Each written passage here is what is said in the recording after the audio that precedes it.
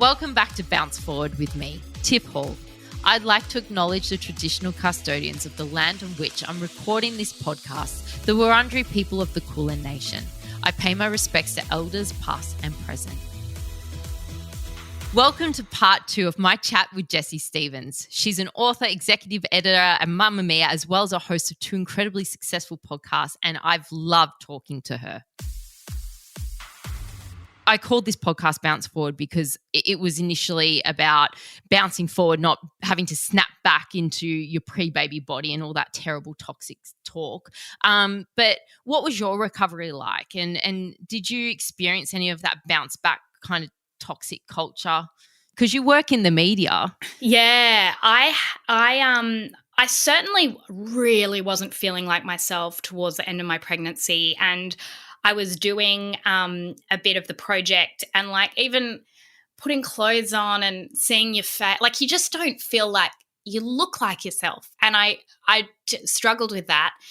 And then I had a really straightforward birth, which I'm so grateful for, because even my sister, identical twin sister, very different experience. And I was really surprised how I felt a week after. I actually felt really good. So I would go for little walks, and then I'd been working with a pelvic floor physio, and she had done really great work with me during pregnancy. So I just, whatever she said was gospel. And I thought, if you rush this, like you could really hurt yourself and do damage. So I was just really gentle. And it reminded me a few years before, actually about a year before falling pregnant, I had a really bad injury. I broke my tibia and I needed surgery. And that was actually really good mentally to know that you do recover, that it's slow, that it's baby steps, and to also like listen to your body. If something feels like it's too much, then stop. So that was a really good blueprint for me, I think, in terms of fitness and exercise. Looking at it as like an injury, like your body's gone through something that requires recovery. Yes, and that 4th trimester is so important. So going from that, you are so busy. You're a writer, TV and podcast host extraordinaire. How do you find time for yourself and for a bit of mental health? How do you look after your mental health? I have found this really interesting in the postpartum period, because I don't know if this is everyone's experience, but my husband from day one is really good at advocating for his time. So he would say, I need a bit of Luca time this afternoon, and he would go for a walk or have a lay down or whatever. And at first I was sort of like, well, I don't get any Jessie time. Like, why does he get? And then I thought, no, I think advocating for your own time is important, and I'm not going to be a martyr about this. So I just started going, all right, well, Jessie needs to go to the gym 3 times a week to feel like herself. And I've made it happen. So on a weekend, I try and go on like a Saturday or a Sunday. And then during the week, I say to him, at 6:30, when Luna's going bath and bed and all of that, I'm going to run up the road and go to the gym. And having a gym that's walking distance, closest one. Heaven. Yeah. Had to be done.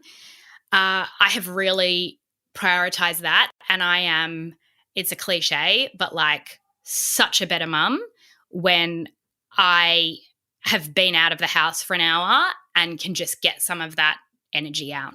It's everything, isn't it? It's just everything. What have you learnt from being a mum? I think a bit of more self-compassion than I've ever had, because I look at Luna and she is the most perfect thing I have ever seen in my whole life. I wouldn't change a single thing about her. And then I think, and I also actually, even in terms of food and the care that I give her, I saw something recently that was like, we should all treat ourselves more like babies. And I thought, when Luna needs a nap, she needs a nap. And when she Yeah. needs a snack, she needs a snack. And I'm really conscious of, you know, food and all that stuff that I give her. And I think I've been better to myself since having her. And I've also, again, a cliche, but like my days at home with Luna are the best days of my week. Like it's taught me to slow down and to go, those things that you were chasing, that you thought that when your book came out, you would suddenly feel this happiness. I've felt 100 times that happiness because Luna says dog wrong. Like, yeah. And that has been a brilliant lesson. Yeah, yeah. And I guess for you working in the media where it's so fast and social media, blah, blah, blah, blah, blah, and to just, I noticed that with my own daughter, like, you know, working in the media as well, and seeing her just say Bobo yesterday where there was a rainbow. I'm like, yeah, that's what it's about. That's what it's about, the Bobo. You are so close with your family. You work with your sister, your husband, your in-laws. Now, do you have inbuilt babysitting in the office? Like, what is that like, you know? I wish. Right now, I've got my mum is downstairs with Luna. The family help that we've had has been amazing. And my mother-in-law, who is the co-owner of Mamma Mia, she has a day on Friday that she's like rearranged her whole week so that she can have her time with Luna. So like great. They are just even last night. My Luca's away this week, and you know she came over at 4:30 and was like, "I'm taking her for dinner. I'm taking her for dinner and a bath." And she came back at 7 and was like, "That was the highlight of my week." So that's been, she's the first grandchild, so I think that's a great thing. And then otherwise, I must say, since ramping up work a bit more, it's like the jigsaw of, you know, a babysitter and childcare and all of that has been hectic. Isn't it? But where it's like you need 3 lines of defense because something always falls through. Someone's sick, and then you just go, I can't go to work tomorrow. Like, what do I do? So, yeah, that's tough. It's crazy. How do you work with your family? Like, I have a family business. They teach martial arts, right? Martial arts schools in Melbourne.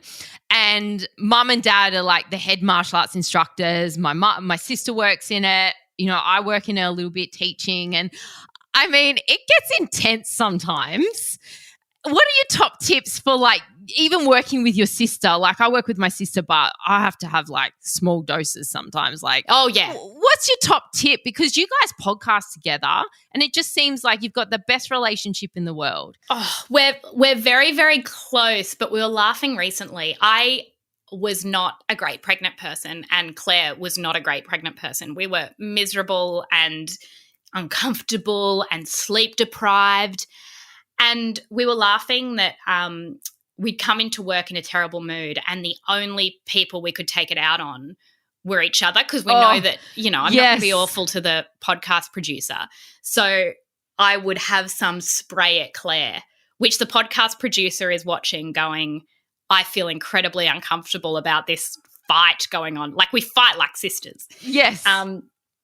And in a way, that's good that you can have that outlet so you're not being awful to people who don't deserve that's true.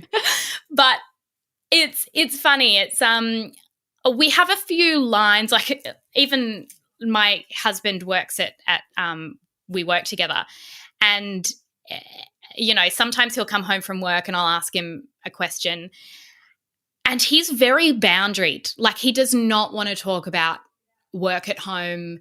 And same with my mother-in-law, like it's funny. It's like when we're not in the office, we talk about things that any daughter-in-law and mother-in-law would talk about, which is mostly Luna, or television shows or, you know, what we're listening to. So you leave it at the office. We leave it at the office and, you know, we've not always done that perfectly, but it definitely works. And I think that because I've always I've had a twin my whole life. So the idea that, you know, I'm very close to people I work with and everything is That's not true. Totally foreign to me. Yes. So I've always mixed, and, same with Luca and same with Mia. We've always mixed family and work and social. It's a big mess, and I don't think we'd have it any other way. That's beautiful. I love it. But you recently took Luna for a European trip. Yeah. I got to ask, how the heck did you manage that? How old was she? She was 11 months. 11 months. Which, since going, a lot of people have said, and I would have to agree, got to be probably the hardest age, because she wouldn't have been interested in an iPad. She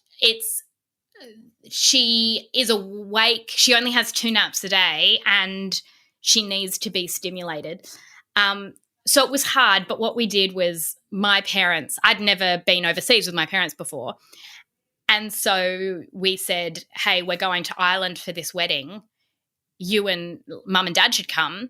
And we would get these Airbnbs or whatever. And mum and dad were able to help with the childcare as well. So even because we're going to this wedding, and they would look after the girls, or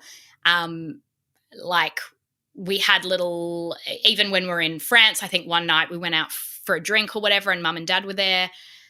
That was amazing, but it was hard. The flight was too long. It never ends. And you look at your watch and you think, oh, I thought it's been like an hour, and it's been 4 minutes. Yes. I'm just talking from experience of taking Veda when she was a few months to Bali, and just literally counting the seconds down until the plane landed. And that's 5 or 6 hours, but Europe's a whole nother, wow. Oh, yeah.